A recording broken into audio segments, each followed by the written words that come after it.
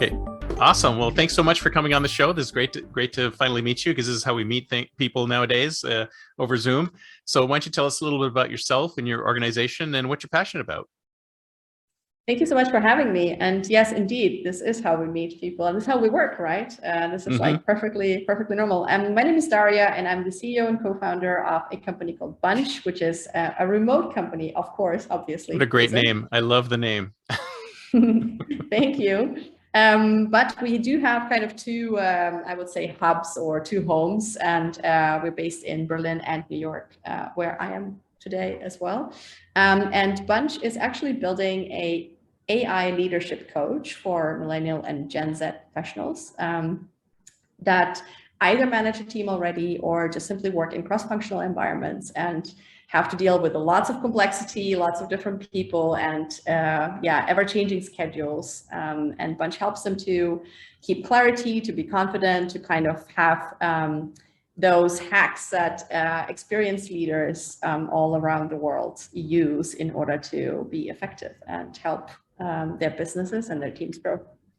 Wow, that's super interesting. So can you tell us a little bit about how it works? Absolutely. Is this something that just sort of floats behind me, kind of like an avatar in Zelda saying, "Hey, don't go this way, go that way"? Like, how does it? Do I query it? I mean, I'm really curious about how it works in operation. That's actually a great question. So it sits in your phone. It's a mobile app because we noticed that most people at work, especially the ones that are managing or aspiring managers, are not having a lot of time. So they are trying to pocket their learnings into like these idle moments, right?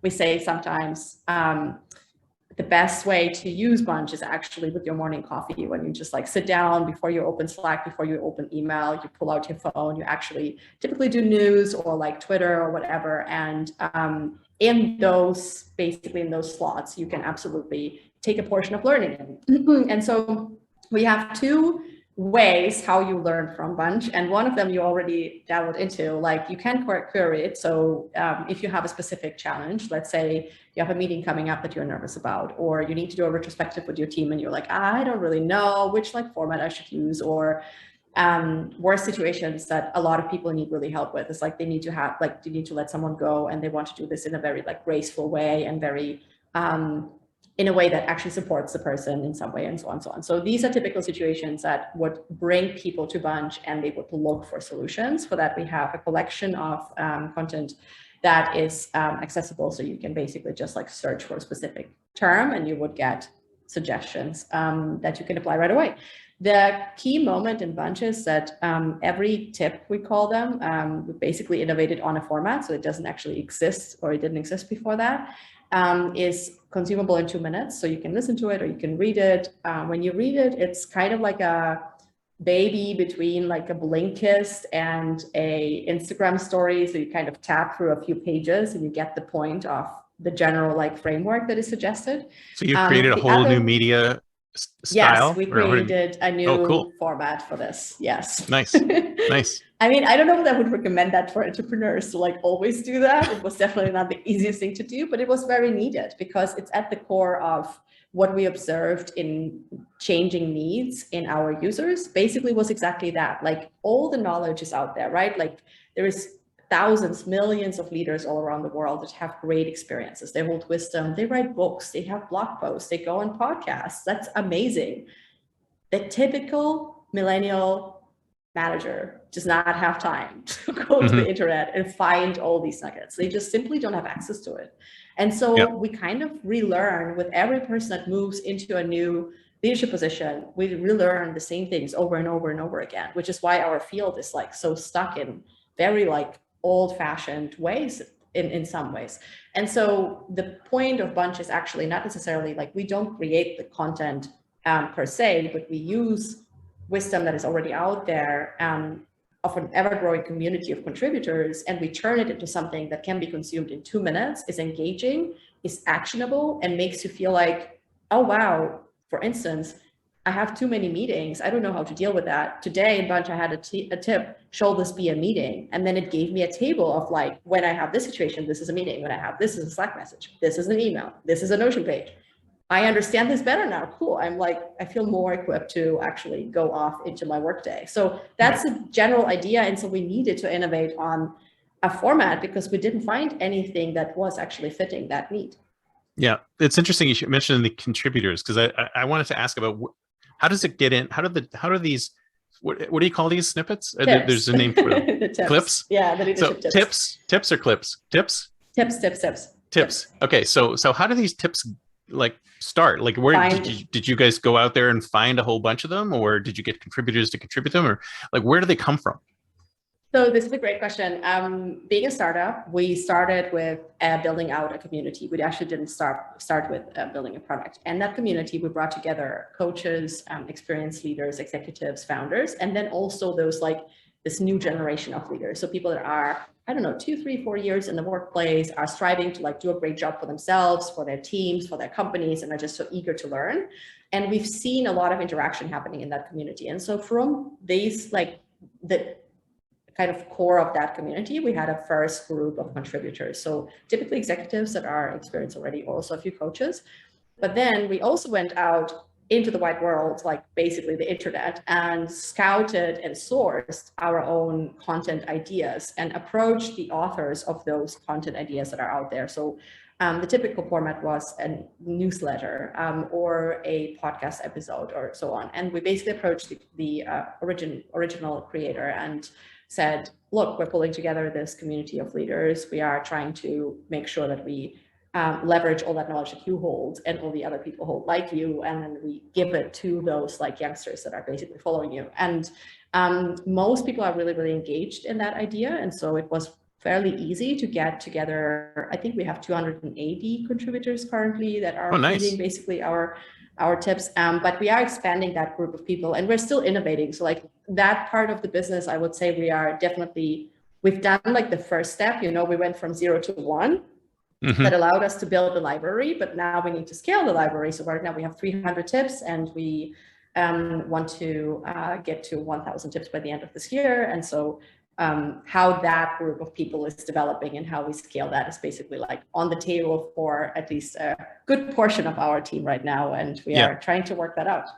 Yeah, well, I know that's the hard side. Whenever you do a marketplace like this, it's always the content creation that's the hard side. So how did you incentivize these content creators? I mean, you said you found some stuff out there, you had them redo. Did you take anybody's stuff that was out there and redid it yourself, or did you have the content creator redo it in this tip format? Yeah, exactly. The key moment here was that, as you said, that's the hard side of the marketplace. So we needed to understand, as with our users that are consuming the content, what is the unsatisfied need? What do these people not get from Substack or from LinkedIn or from YouTube? Yeah, because you're right. It's scattered all over the place. There's no consistency. There's no one place you can go. No, and everywhere you do need to do a different job, right? It requires lots of skills to produce a specific media format. And not everyone who is a successful operator, I apologize. That's all right. New York City sounds. I hope it's also too bad. I hope not. So we basically went to the point of trying to understand the creators' needs and which ones are actually not satisfied with the likes of Substack, YouTube, LinkedIn, and so on. And we found out that those that are holding the best knowledge when it comes to leadership and entrepreneurship and so on are really busy building businesses and building teams, right? So they're operators, and their biggest need is that they do not have time. And they don't have time to build up content libraries on all the social media channels. So our solution to that was, well, we created this format, we innovated on it. We have the most efficient process, which we're still optimizing, but we already cut down over, I think, 150%. So we basically reduce the amount that it needs to produce a tip substantially from the beginning as we started. So we really understand that process, and we really thought, well, couldn't the deal be that we basically get that wisdom, those wisdom nuggets out of your head and into something that stays there forever and actually can be consumed by millions of people.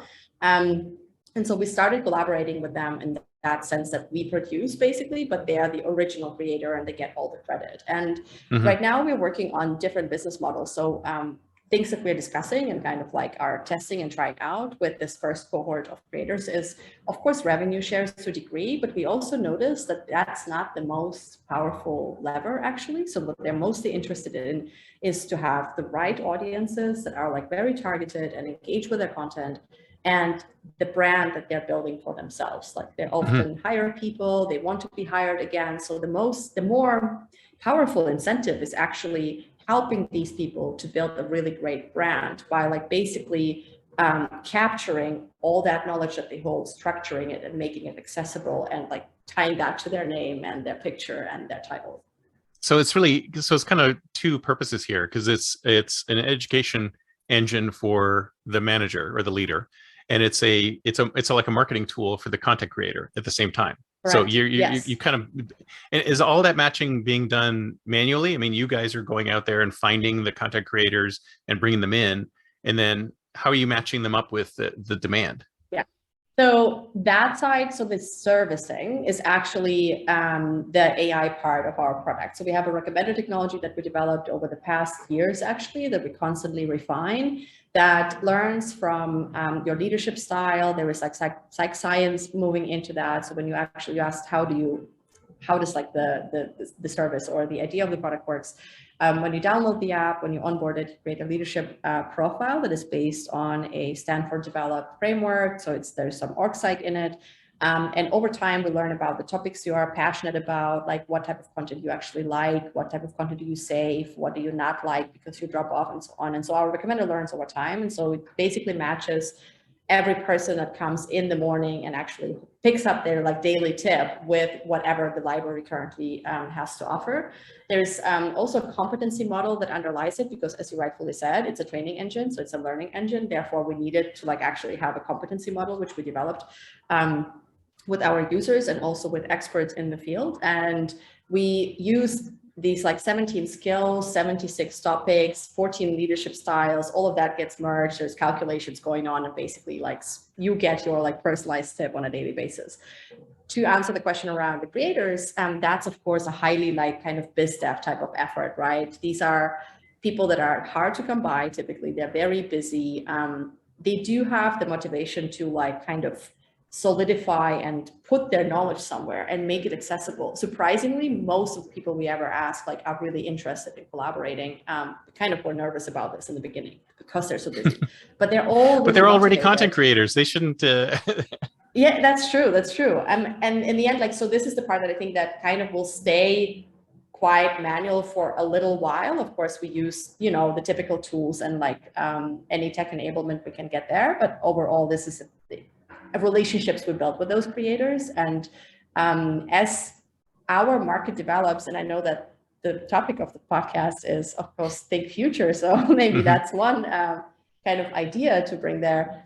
Whenever you have products like ours that are building on top of an existing market and existing dynamics, but like take a spin on it and solve it in a different way, oftentimes, as this like field matures and as the product grows and as the community of users grow, people start learning how to use it better and better. And so what we do expect is, as we build out tooling for these creators and as these creators continue to contribute content, we of course will see a more and more higher autonomization of the creation process. So I don't actually expect us to produce content in the next 5 years. I do think we will have built a tool that allows people to pull out knowledge, insights, and aha moments that they have on professional topics and turn them into like learnable content that can be consumed by millions of users automatically. It's just not something that we started with because we saw that the maturity of the market is not there yet. And so we kind of like are growing in parallel to that market. Interesting. So let me ask a little bit about the actual presentment of the tip. I mean, how do you determine what to show? Because you said you do some analysis on leadership style, and you probably have the AI go, okay, here's a set of 17 tips or whatever that this person would benefit from. How does it change that based on circumstances? Is it through the chatbot? Like when I say I have an upcoming presentation or whatever, and then it takes that input and then sort of rejiggers the new tips that it's going to see? Or does it use any other data sources to determine what kind of information to give the customer?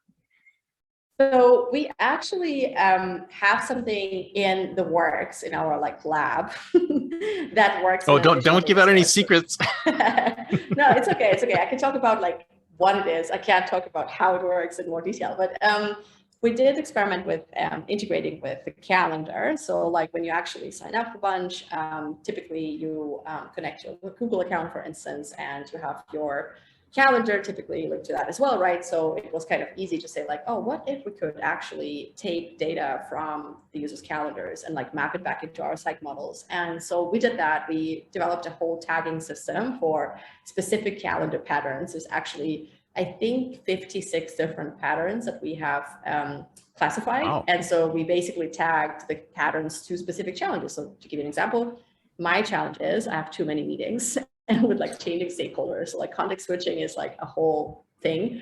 I mean, typical manager schedule, and I still need maker time because I'm a founder of a 10-people startup. So like I'm also the psychologist on the team, and so I need to actually do things and create things on a regular basis. And so for me, the tips were all about prioritization, how to schedule better, how to actually create better schedules throughout the week, calendar audits, like all that type of stuff. And it's extremely valuable. So when we actually plugged in, and we have this in alpha currently, like the data from the calendar, we saw the feedback on the tip relevance go up like significantly. I think it was like 30% better than before. So that's one way to go about this. But of course, I mean, what is already in production and what we use is the typical kind of like behavioral signals, as you call them, the user signals. So you know your challenges the best, right? Like you know what's currently like troubling you. And so when you interact with either the tips we present to you, or when you actually pick up a tip in the Explore tab, we can see whether you actually engage with a specific piece of content more deeply, or whether you kind of like stopped in the very beginning. And so the AI learns from those signals as well, like, oh, Darja is really interested in anything that has to do with like time pressure and meetings. Like most probably there is more like similar relevant content around prioritization, scheduling, structuring of days, etc. Let's serve that to her. So there is that, which is a very typical approach to recommendation. I think like Amazon has that, Netflix has that. Like it's all about tagging and kind of presenting similar content.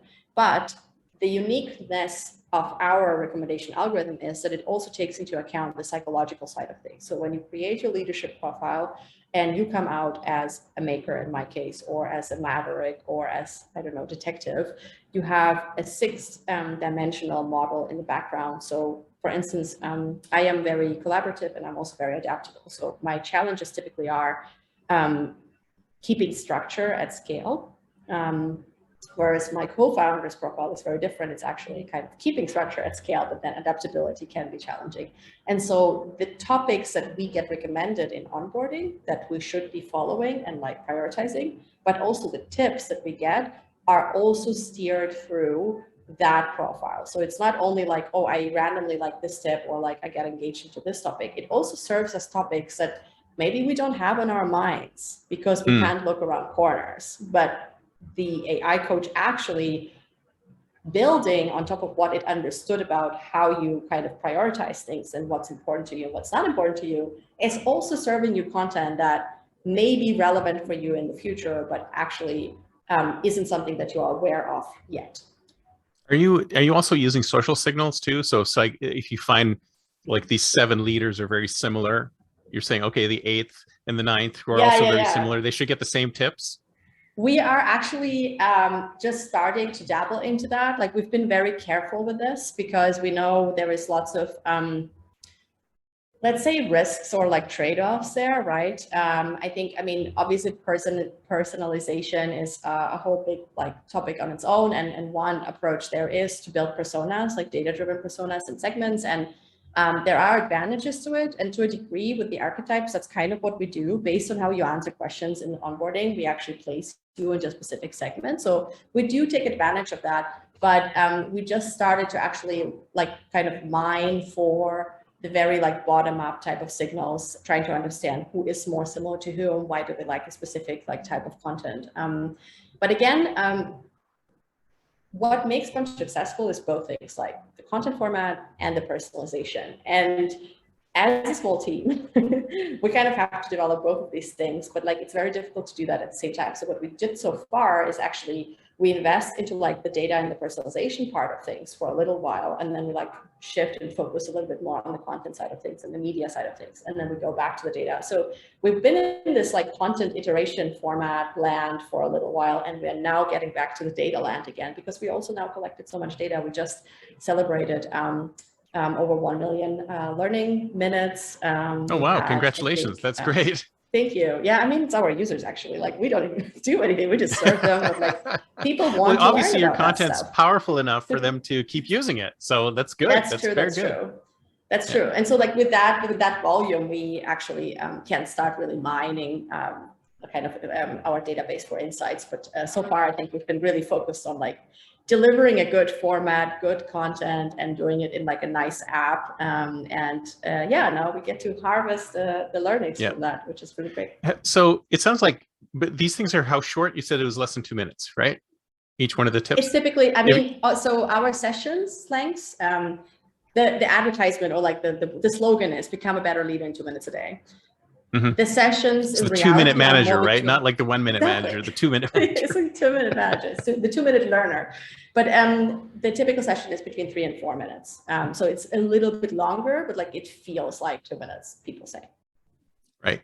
And then have you ever had situations where the tip is just not long enough to impart what you need to do, or have you been able to sort of shrink everything into that less than 3 minutes? This is a great question as well. We actually just had a call before this podcast recording with our content team, and we're going through exactly that. We have a checklist of like criteria that every tip needs to fulfill, right? Based on user research and the personas we have and so on. And then one of them is like, can I get the value out of this in 2 minutes? Like, do I read this and then I keep it in my mind? Can I draw it on a napkin and then go and execute it right away? And it's really difficult. That's the most difficult criteria of all.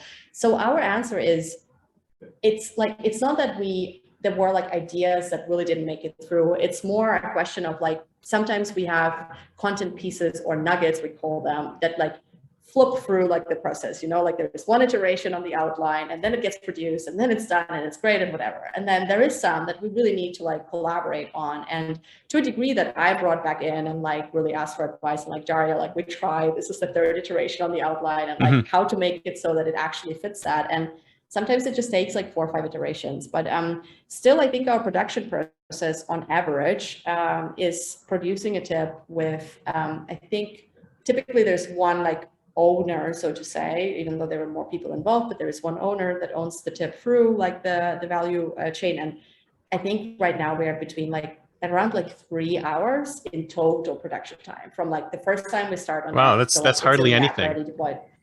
Exactly. It's almost like you can almost do just in time. You could almost do just in time learning with that, because it's like if something happens, you could just quickly create a tip for it. That's true. And I'm really proud of the team because, again, we are a startup. Many of the processes that we have are not real processes. They're like projects, like, you know, chained one after another. Yeah. But in this part of the business, we actually do have a process and we like iterating on it. And we were able to optimize from 7 hours originally, I think, to like 3 hours, so under 3 hours now. So the team has done really good work there. It's fantastic. So I want to talk a little bit about your startup story. So you're a startup. How long have you been around? So this is originally my consulting company. So we are actually 5 years old. However, the first years were a consulting company. And we turned a product company in 2017, took on the first investment, and we actually spent the first 2 years really building a team success platform, which also had like the data and the content component, was all the same things, like measuring what do the teams need and then giving them the content. And in 2019, we had an inflection point because we're always focused on the US market. But in 2019, we kind of got like more and more traction here. So we had really great clients, like DigitalOcean was one of them. N26, which is a European like fintech unicorn, was one of them. And I think BASF and like a few corporate clients as well. So it was really great.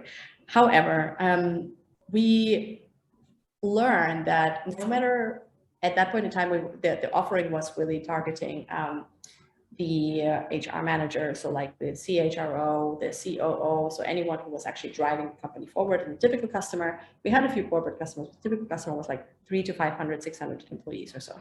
And while for the buyers, our product worked really, really well, and they loved it because it was so intelligent and it has so much science behind it. And like the signals we were able to measure from like all these assessments that we did on people were so like impactful and insightful and whatever. However, we noticed that we were motivated as founders to really make a difference for the person on the ground. Like everyone who works should be able to do their work better. We wanted to see people grow. And we noticed that our product was helping management to understand their people better, but wasn't helping those people to grow, because we kind of relied on the company to drive programs, to create initiatives, to do the thing, and they struggled to do the thing. And so they came back to us and they started asking us like, can you consult us? Can you design this program? Can you do this? Can you do that? And we realized, wow, not only would we have more engagement in our like user base of workers if we were to focus on like the bottom up, like the workers themselves better,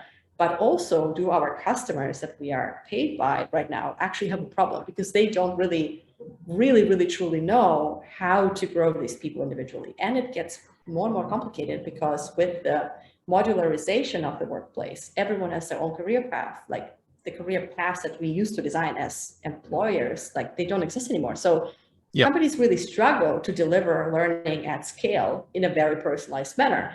And so we had this inflection moments where we actually said, wait a minute, let's look into that market. What is there? Like, and then we found, okay, there is like BetterUp and there was Coach Hub or whatever, but those are marketplaces. They're not ASIC tools. They're not real full tech enabled, highly scalable tools for growth. And we were baffled that we kind of had overlooked that opportunity, because that's a much bigger opportunity still than what we were working on at that time. Yeah, but I mean, that's much more difficult market to break into than the corporate market, right? Because true that. Yeah, exactly. Because the corporate market is like, okay, let's get the HR. But then again, the HR is typically pretty underfunded. So you might actually be better off going the way you're going. Right. That's true. I mean, we were able to sell into other departments as well. We were selling to like the ops heads and so on and so on. However, from a founder perspective, because you asked like the founder story and like how did we get to do it? And maybe that's like a learning also in our story, actually. I personally, and I think so was my co-founder, like we were always very driven by creating like a piece of software or product that really makes a difference for the individual. So you could translate that into, I care about consumers. I did not understand that at that time, but like I was really fascinated by companies like Calendly and Headspace and Calm, and everyone who like used technology, combined it with like beautiful content and like beautiful whatever, like fuzzy things, and made it into an unforgettable experience that's delivered just on the digital, just by tech. And delivered to the person individually, like personalized to that person. And in any moment in time, right? Like whenever you need it, like on the toilet, like when you brush your teeth, no one cares, always available. That's where most people read their news anyway, right? Exactly. And I just felt like, wait a minute, like why do we not do learning in the same convenient way? And so that was this like spark moment that also caused us, me and Anthony, my co-founder, actually to flip roles, because he was responsible for product at that time for the B2B side. And so with the consumer side, I was like the driving force, and I was constantly like kind of pulling it to that direction. And I think when we started looking into the market, as you said, we also noticed nobody's doing it bottom up. It's hard, but if it's possible, this is a massive opportunity. I mean, the last company that succeeded in the professional work realm that went bottom up was LinkedIn. Yeah. But like they kind of succeeded with it. So like it is hard. However, if you actually really nail it, it's a massive unicorn, like billion-dollar opportunity, and with so many revenue streams. So we basically did the same where like we went from a B2B startup that was in its like second year of operation with growing revenues to go back to our shareholders and say, we think there's a bigger opportunity. We need to like focus our efforts away from this B2B thing into this new B2C opportunity. And we need to turn this around, and it's going to take us like half a year or like whatever to bring the alpha out, but like it's worth doing it. And we were lucky to get a new investor on board in that time, which was US based, M13, which was all about consumer and consumer as enterprise. And they've been watching that space for a while and they didn't have an investment in that space. And so we came around, we're like, we have this tech stack, we already trained the data models, we have like the collaboration with Stanford, we have all the site. We're like, we are ready. We just need to develop this like content format thing and then put it in like some app thing. And then we'll be like ruling the world. And we were crazy enough to believe it. They were crazy enough to believe it. And here we are today. We have 50,000 users and growing. And we definitely weren't that big before we did that move. So I think it was a very bold, very risky, but very worthwhile move that I think as a founder team, we're really proud of. It was good that your investors were happy with it, right? With yes. the absolutely. pivot. I mean, it took a bit. I think it took us maybe 6 months to get to a point where like they started to see the app. Then the first like feedback came in and so on, right? Because mobile apps are not so easy to pull from like 0 to 1. That's actually the hardest part. You kind of need to restaff the team. We didn't have mobile developers. We were like web developers and so on. So we kind of needed to find new designers, new developers in a way, like to kind of reshuffle the team a little and get to the point where like you can kind of grasp it and see it was the riskiest moment. Like they needed to bear with us for these like 6 months of reporting where we're like reporting, okay, we did these interviews and these tests and that now and this now and here is this in place now and like it's all going to come together, believe us. And so 6 months later we then went into like a closed beta and then they could try it and they were like, oh, this is actually really great. Like how did I like the app makes perfect sense. Like I doubted it, but like it makes perfect sense. Please go. And we just raised around actually a small round, like 1.5 million, because we're preparing for Series A. So it was more like an opportunistic round, like people wanted to follow on a little bit more. And we were like, okay, cool. That's definitely, yeah, let's talk about it. And we also gained a lot of new angels on board. We actually have an angel group of like 22 people that work at Figma, Coinbase. I think we have someone from Slack there. Like they're really great operators that now got attention because they had users reporting about Bunch in their companies. And so they kind of like came to us, we connected on LinkedIn and we started conversations. And so I think this type of traction and momentum typically doesn't happen when you're like not, you know, when you don't take the risk, I guess, to like really go out there. And so I'm glad we did, and I'm glad we found the right partners. Fantastic. I love it. So just a couple more things before we jump into the future is how did you, like, when was your big break? Can you tell me about like the moment you got like that first customer that you knew that was going to take you over? Like, can you tell us a little bit about that particular incident? Like so when that moment occurred? In this like AI coach phase, I would say, right? Because I think in the previous phase we also had, of course, it was like a different dynamic. I think building a B2B business is a bit different than like building a B2C to B business. But I mean, you needed that first piece to be able to get to this one, right? It's like you would never have been able to. That's true. Yeah, that's absolutely true. Because we also, as I mentioned, like we built all the tech in that time. And yeah, I cannot stress that enough. Like it took us 2 years to build these models. We had data points from. But everybody wants it to be done yesterday, right? Yeah, exactly. Like it none of that works as fast as you want it to. Like it's just not. Yeah. It's just the truth. Like everyone who builds product knows, like it just takes 5 times longer than you think. But I think the first moment in the B2B phase was when we built the first beta within like 6 weeks, I think.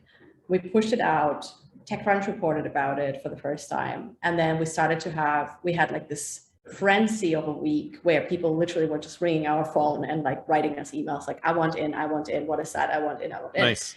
And literally DigitalOcean, who now is like an IPO company, like that point in time was like 300 people large or so. And so their COO and their VP of people responded to an email that we actually had sent like randomly at one point or whatever. And we had a conversation and they wanted to like buy it right away. And I'm like, I don't even know what it does exactly, but like, okay, cool. It's a beta. Like we need to like, you know, measure it a little and see like what it does. That's the best when you have them banging on your door when they don't even really know what it is, or even you don't really know what it is. Exactly. And I think what drove us forward actually in that round and also in the current reality is to really nail the value proposition and really understand what is like that one-liner, like what is the become a better leader in 2 minutes a day. And in the B2B phase, we had this like, we're the Google Analytics for your company culture. And like, I think you really need to understand what drives the market in a current phase to be able to draw that type of inbound interest. So like they didn't know how good our product was at that time. Of course, we like advertised, you know, like the Stanford collaboration we had and all of that. So there was some credibility there, but like the reason people came after that TechCrunch article was literally because they like bought into the idea, oh, wow, if I could measure my company culture like I do my user acquisition flows, like I'll be able to be smarter about where I invest, what do I do for my people, how can I help my very team, compelling and like story. that really like attracted people. So I think storytelling and the one-liners are very important. Oh yeah, absolutely. And I guess I'd ask you about your business model, because I like when you were doing your business B2B, that's pretty straightforward, right? You'd get the corporates to pay for it. But now, like, what's your business model now? Do the users pay for it? Like, So where do you? So it's a freemium business model.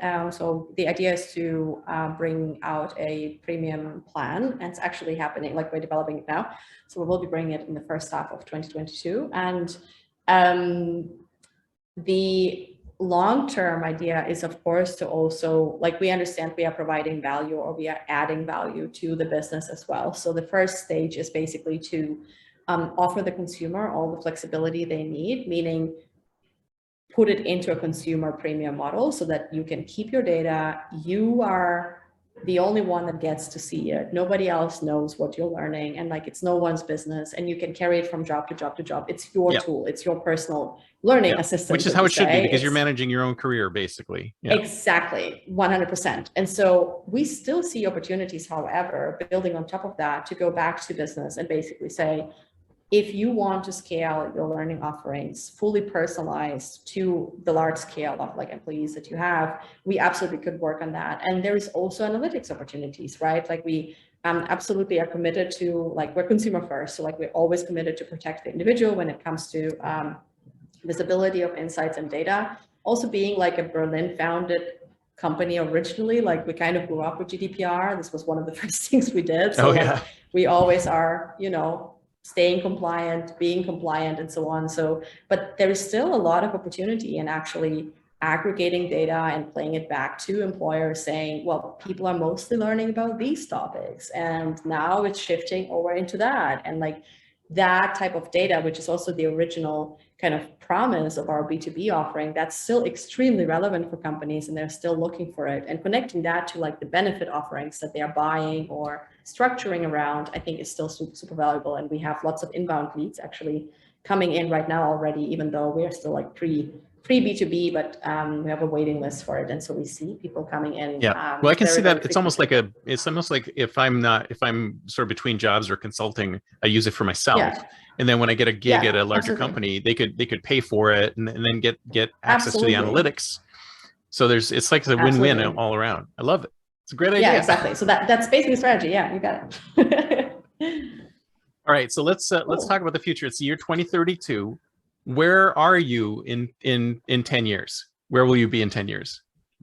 We have built the system that allows people to learn anything they want in 2 minutes a day about any topic possible. And we are cross-platform. So you can do this on your phone, you can do this on your watches, you can do this in your Slack. Hang on, let me just download it right now while we're talking. Yeah, so I think that's us. Like, I think the mission we are pursuing in the end is to, in its first phase, to kind of like help everyone to become a better leader, but in its ultimate core, it's not only a leadership ambition. Like, we want to help people thrive and grow. We are big believers of growth mindset. We think you can be anything you set, or like you set your mind to be. And in that sense, we also understand that the world became very noisy. We have so much information access today, which is great on the one hand. On the other hand, it makes it impossible to actually pick out the right type of knowledge and information for you. So we are building the infrastructure to be able to personalize that fully to your needs. Well, I fully believe, because there is so much out there, curation, this is basically what you're doing, right? You're doing curation at scale. And curation is so underrated, because everybody thinks, oh, you know, I can just do it myself, but it's a ton of work to be able to curate exactly what you're, and if you can sort of have sort of humans and AI working together to curate the best stuff, That's going to be, I mean, I'd pay for that in a second, because if I could get somebody to just, we can totally sign you up. Quiet down the noise, because there's just so much noise from all these different sources. But I'd love to hear, like you were saying earlier, that you connected calendars, and I'm assuming there's plans to connect all sorts of other data sources so you can get even more information on your customer and then provide them with more relevant tips. Yes, absolutely. I mean, I think that there are two trends that are kind of conflicting to a degree. So I'm a little bit more careful than I used to be making claims around like, yes, unlimited data sources. I do think additional data sources do drive value for the user, like the calendar example. I think there's more, there's movement data, there's connection data. Location data, yeah. As well. Yeah, exactly. So like location data, exactly. So there are great opportunities. I think we have to stay vigilant as anyone in the market. I think like how consumers' preferences change around privacy, and like how much the privacy convenience kind of equation changes over time and how that plays out. And I think we also see lots of like really promising tech coming out that ensures privacy while it serves convenience. So I would absolutely say that additional data sources are on the map for like the midterm and long-term future, but always with the precaution of we cannot do this if it compromises the privacy of our users, because it's just too important. I think like maybe again, it's like the European perspective, but it really, if you are in the consumer space, in the phone of someone, which is almost more private than like anything else, at this point, it is a very like important asset that we hold dear for our users as well. So now, see, what I want you guys to do is evolve to something that just sits in my ear all the time, can listen to everything that's happening around me and go, hey, say this, hey, say this, hey, say this, because that's the ultimate for me. It's like, because that's totally true. I mean, help me guide me through this situation. I mean, obviously I don't have to listen to what it's telling me, but it would be great if it knew everything that was going on. I mean, it seems to me that we have a ton of data about people, right? And we're not, I think it's probably part of the privacy thing is that we're not proactively doing anything about it. Like, I'd love it if my Alexa would proactively tell me, like, it's time for you to leave now for your next appointment. But it doesn't tell me that. I have to go. It's like, I think we're so afraid of being, I think we're a little too afraid of being proactive. And I think it's part of the privacy piece. But I would love to see this tool sort of evolve into that sort of, always on guide that can just listen in on everything that you're doing and give you helpful tips on what to do next. Absolutely. I mean, when I think about like what our product vision is ultimately, I definitely think about some sort of Travis from like Iron Man, but like really focused on your professional sphere at first, at least, or like at least being like a very, very focused growth coach for you. So I definitely, I feel you, and I think it's true, but it is, I mean, I think privacy used to be this like luxury or like the thing that some people care about, but others do not. And it very much, I mean, since the 14.5 update on Apple, I don't know how familiar you are with this, but basically all marketers like lost their firepower because we can't measure anything anymore unless you give us the consent that we can track you across different apps or websites, and no one does that. Surprise. The consent rates are very, very low. And so that move of Apple, but also that response of consumers with being so low on the consent, kind of was a signal to everyone in tech being like, be careful, it's real, it's a thing. It's not like a thing that the Europeans made up, like consumers care about it. And so, yes, we now need to find ways. I don't think that means less convenience or less personalization. I think that means more tech heavy development when we look into that particular field, like we see, for instance, more server-side tracking and kind of like first-party cookies and things like that. So it basically just pushes the responsibility for the data safety of the consumer back to the person that actually collects that data in the first place, instead of kind of like matching different third-party tools and meshing it all together, and nobody really knows where the data is stored and so on. So it basically kind of brings it back to like the first principle, which I don't necessarily disagree with, but it does make the development in that field slower. And we yet have to see how that really unfolds. Like, I feel like we are still in the beginning of that kind of like the tracking complexity has made it more difficult for services that are targeting convenience and are requiring data inputs, they also suffered from that, even though they're not actually marketing related at all. And they kind of fall into that category. So in that sense, I think it's definitely the future. It just will maybe take longer than we all expected, simply because there is a setback. And the consumer gave us like really clear guidance. I think the main reason people are hitting that do not track is that they don't get enough value out of the track. Exactly. Right. Or if they could see the value they're getting from the track, then, you know, and it's like so many things are just saying, hey, track me, track me, track me. It's like, why do you need to track me? It's like an automatic no answer. Definitely. And this is actually really interesting because it comes to the bottom of like a bigger challenge than tracking, which is educating the consumer about what the tech is doing. So back to the Travis example, like how much do you need to know about how Travis works and what access Travis has to your personal data in order for it to be useful? Or is it enough if it's just useful all the time and like proactive? And like, so I think that balance we actually already were confronted with in the B2B times. But I think now it matured into a field where like everyone, including all the consumer market, like understands there is this tracking thing. It is a bit of a monster. Now we have shut it down with Apple, but now we don't know what to do with it because we also need it. And like, it's supposed to help us to create services that are more personalized and better. And so I actually talked to someone today, which was really interesting in the analytics field. And he positioned it as tracking used to be so simple, almost like idiot proof, that basically we lost all talent. No one wanted to do it. It was like plug in your like analytics together, like API to API, go, like that's it. Plug and play. And now it's so complicated, but we lost all the talent in it. That so basically the field is suffering from this, like we don't have people that work on complex problems in this field because they all left and did something else. So we need to like get tech talent back and start developing really good solutions that secure privacy, but still offer convenience. And it's not as straightforward as you may think. And I think he was the first one that actually spoke it out, because that was my feeling, that we are kind of all in a weird paralyzed state. And you're right. You just said it, like even the user experience that we see when you're asked to track, that didn't improve. Like massive apps are struggling to tell a good story about what really will be better for you. Like the value is not there.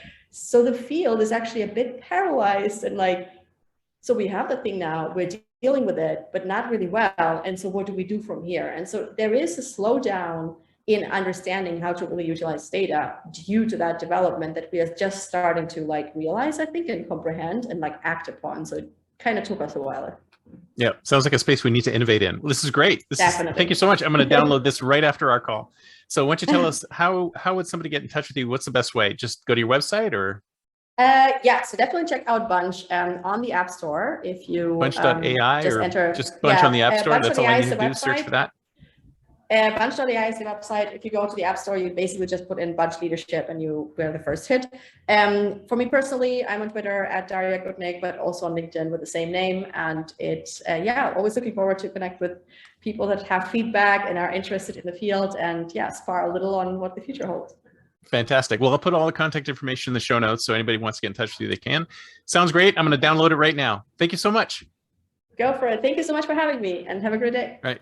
Talk to you later.